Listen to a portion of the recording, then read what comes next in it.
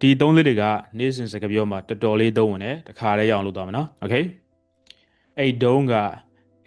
ဆိုတဲ့ဟာကို back down အသုံးပြောလို့ရနော်ဥပမာ when I was young I lived in a small village ကျွန်တော်ငယ်ငယ်တော့ရွာငယ်လေးမှာနေခဲ့တာ back then life was simple အဲ့တုန်းကဘဝကရိုးရှင်းတယ် okay there were no smartphones no internet ဖုန်းလည်းမရှိ smartphone လည်းမရှိ okay back then life was so simple တနေ့လုံးဆိုရ all day long အသုံးပြောလို့ရနော် I think it's gonna rain all day long ငါတို့တနေ့လုံး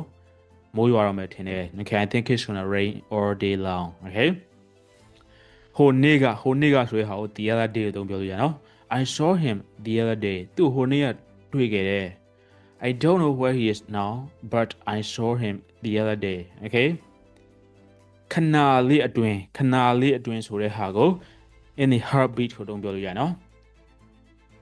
I will help you in the heartbeat ငါမျိုးချက်ချင်းကူညီပါ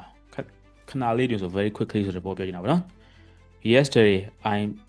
proposed to her မနေ့ကသူ့ကိုငါလက်ထပ်ခွင့်တောင်းခဲ့တယ်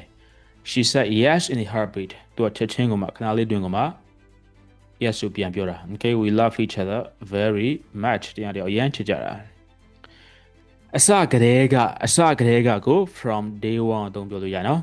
she supported me from day 1သူကကျွန်တော်အစကတည်းက support လုပ်ခဲ့တာ okay she supported me from day 1မျက်စိတမိတ်အတွင်းဆိုတဲ့ဟာကို in the blink of an eye အသုံးပြောလို့ရနော် everything happened in the blink of an eye so I don't remember anything အကုန်လုံးကမျက်စိတမိတ်အတွင်းဖြစ်သွားတာအဲ့ဒါကြောင့်ဘာမှမမှတ်မိဘူး everything happened in the blink of an eye okay